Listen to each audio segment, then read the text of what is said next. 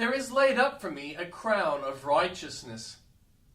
Doubting one, thou hast often said, I fear I shall never enter heaven. Fear not, all the people of God shall enter there.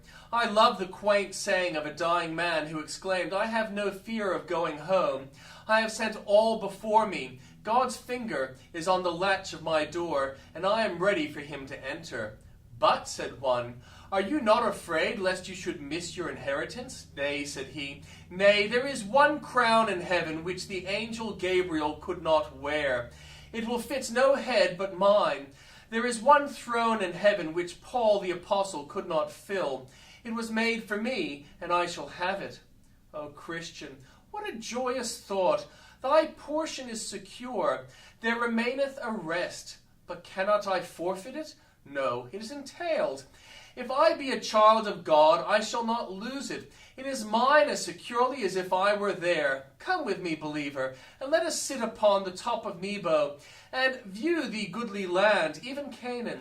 Seest thou that little river of death glistening in the sunlight, and across it dost thou see the pinnacles of the eternal city? Dost thou mark the pleasant country and all its joyous inhabitants? Know then that if thou couldst fly across, thou wouldst see written upon one of its many mansions, This remaineth for such a one, preserved for him only. He shall be caught up to dwell forever with God. Poor doubting one, see the fair inheritance, it is thine. If thou believest in the Lord Jesus, if thou hast repented of sin, if thou hast been renewed in heart, thou art one of the Lord's people.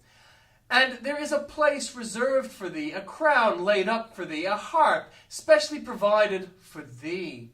No one else shall have thy portion. It is reserved in heaven for thee, and thou shalt have it ere long, for there shall be no vacant thrones in glory when all the chosen are gathered in. In my flesh I see God. Mark the subject of Job's devout anticipation. I shall see God.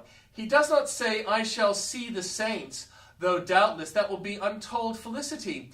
But I shall see God. It is not, I shall see the pearly gates. I shall behold the walls of jasper. I shall gaze upon the crowns of gold. But I shall see God.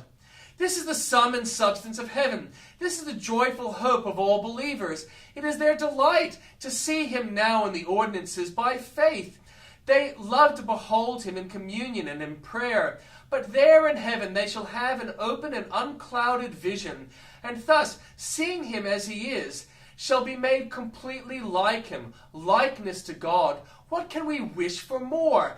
And a sight of God, what can we desire better? Some read the passage, yet I shall see God in my flesh, and find here an allusion to Christ as the Word made flesh, and that glorious beholding of him, which shall be the splendor of the latter days.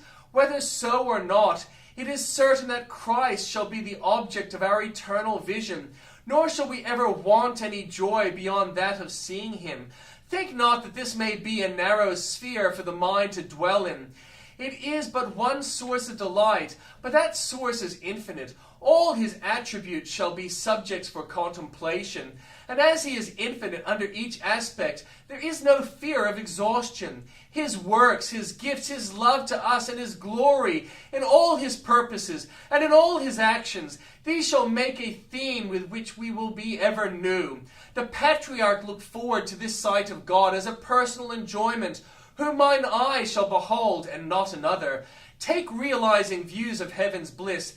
Think what it will be to you. Thine eye shall see the King in his beauty. All earthly brightness fades and darkens as we gaze upon it.